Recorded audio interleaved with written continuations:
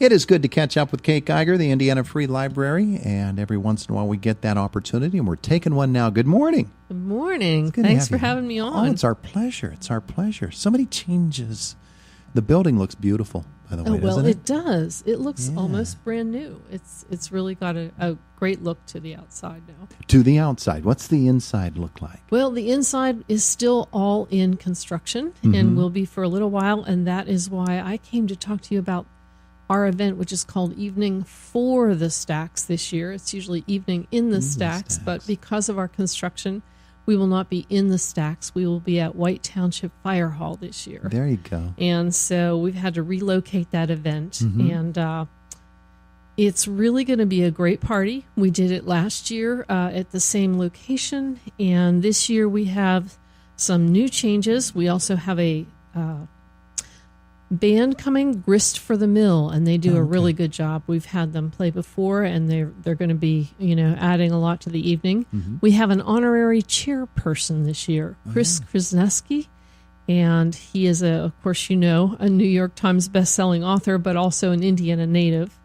He no longer lives in Indiana, but his family is all still here. But he is our honorary chair for the evening, and we've got all kinds of hors d'oeuvres, light and heavy, from area restaurants, probably more than 30.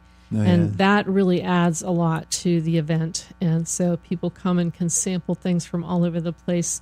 Commonplace Coffee House comes, and they, of course, add a lot for that. And we're going to have Levity Brew this year, which is kind of a new thing for us, which is great. The IUP Academy of Culinary Arts will be offering some dessert, and they do a really great job with that.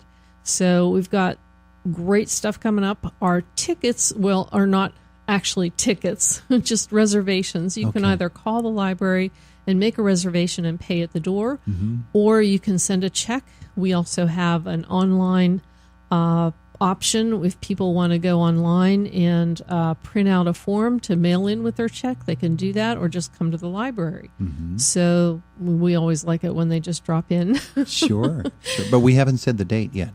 The date is October 26th, which is a Friday. It used to be the first Friday in November. It's now the last Friday in October. So that's our regular date, and it starts at 6 in the evening and goes till about 8:30. And it's just a lively crowd. And book lovers are interesting people to talk with. There's all kinds of folks who just really liked the environment. So it's great to come out for that. And they're well read. So any topic is a topic of interest to most book lovers. Absolutely, yeah. Now, how do they make reservations? They can make reservations by either calling, emailing, in any of the ways that we normally do communication. They can get in touch with the library and make a reservation. Can we stand outside and just yell? Well, probably not. Probably not. Okay. Do the more traditional ways. Ways, yes. Yeah. Call or email or use the online form and just mail a check in. There you go. And we can take a credit card too. Evening for the Stacks. Well, the important thing about this all is even if you can't attend that night, you can support Evening for the Stacks through a donation to the library. You can do that through a donation. We also this year continue with our stars. The people who have frequented that event know about our stars, but you can purchase a star that just demonstrates your support for the library, whether as an individual or as a business. Sometimes people purchase a star in memory of someone or in their grandchildren's names. A lot of different ways you can go about that. We have stars that are silver for $50 and gold for $100, and we hang those in the library. They stay hung up in the library until the end of the year. So it's a couple of months we've got them up, and it really adds a lot of ambiance for the library through the holiday season. Sure. So we kind of like that, and we like that people do that and show their support. Evening for the Stacks is coming up October 26th, Indiana Fire Station West. That is right there at Warren Road Indian Springs Road. Indian Springs Road. Beautiful. Very good. Beautiful. So that's one thing that you have to share with us today. Yes. But there's more, isn't there's there? always more. Yeah. Okay. So you want to give us an update on what's happening? You mentioned construction. What's did. going on for the library? I did. The library is doing a lot of things now. The construction is almost done. As you can see from here, we have new steps, but we're still waiting for the railings. Yeah. So the railings will be added, and I think that's about the last of it, maybe some sidewalk repairs. But other than that, the exterior of the library is just about finished.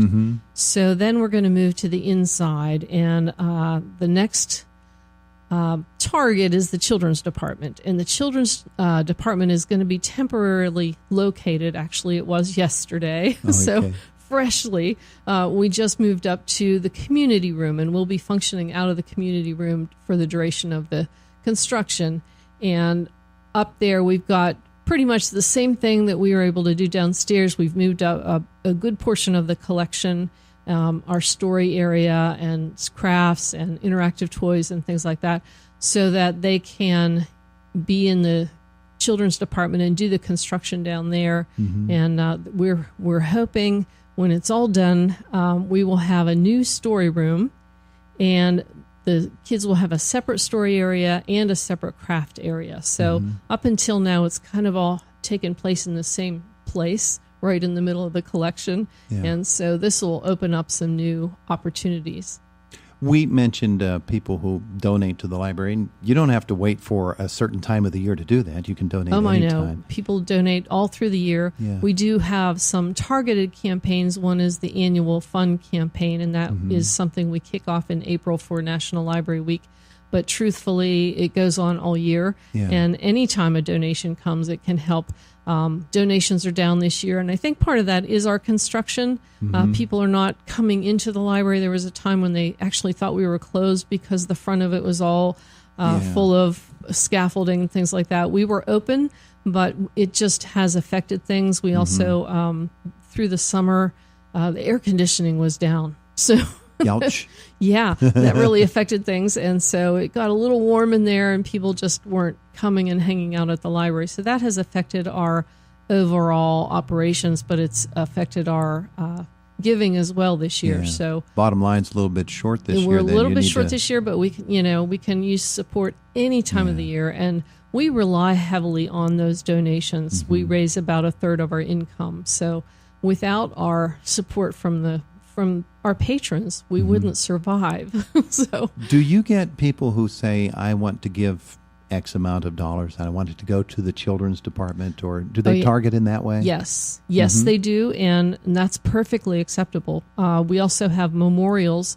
If people want to target collection, that's nice. They can donate specifically to one collection or another, whether it's fiction books or mysteries or children's literature, or sometimes people donate in memory of a grandfather who loved golf and asked for books on golf. So we developed the collection that way as well. Yeah, I would guess that there'd be a few people who donate in honor of a teacher as well.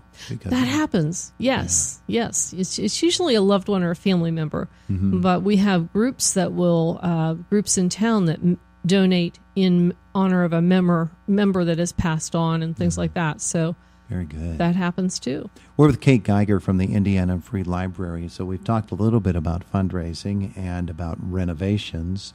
Let's talk about programs, because there are always wonderful programs done by the library. There are always wonderful programs. We actually, this year, we're going to have a Halloween party. On Halloween. So of all days. Yeah, of all days. It is a Wednesday evening, and we're open Mondays and Wednesdays till 9. So we do have something special for the kids this year, and that's a new thing for us, and we're kind of excited about that. There's a limit to the number of reservations that we can take for that, so people need to know to do that in advance and not just show up after trick-or-treating. So that's kind of plan. Yeah, but we've got some great programs for the kids. We're kind of right now at a stopping place for our adult programs because of the things that are going on in the library. We just don't have the space for all of it. But our regular clubs, our book clubs, are still going on.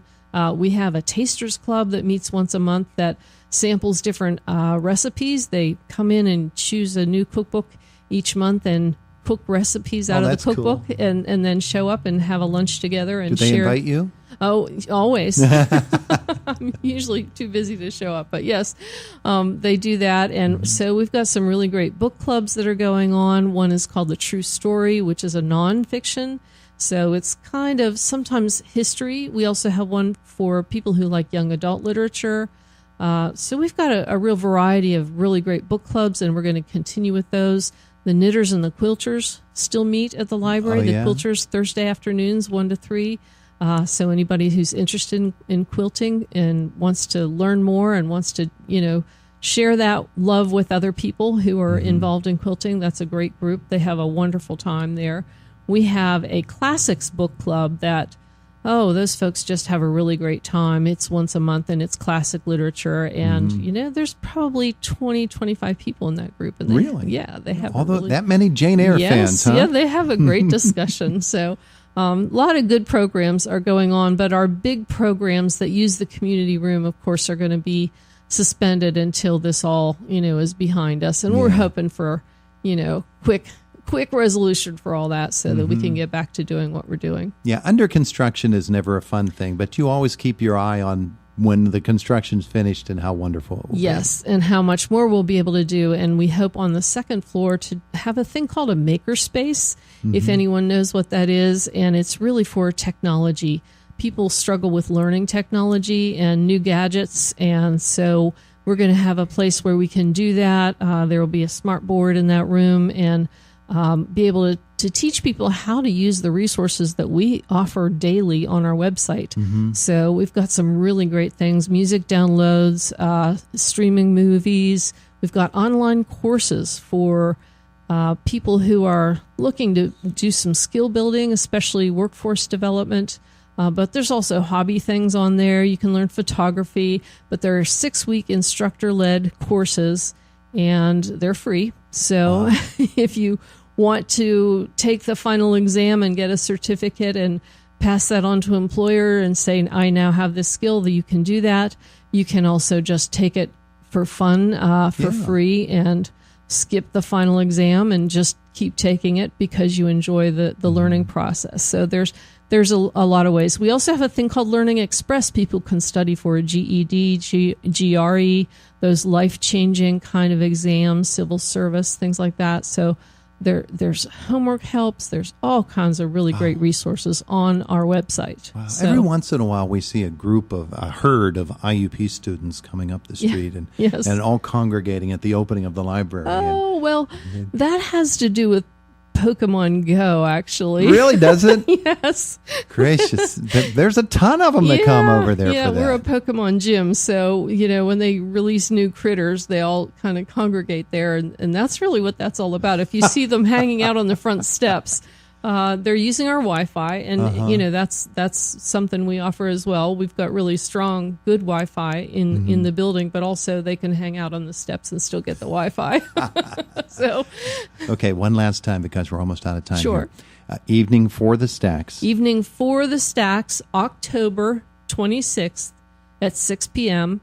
Make your reservations by calling the library, sending a check, or just dropping in and using your credit card. There you go. Indiana Fire Station West. Thank you. Thank you for coming in. That's Kate Geiger, Indiana Free Library. They got a lot going on over there, don't they? And they're right across the street. I look over, I see a nice building, I see people coming and going. I have no idea what's going on inside.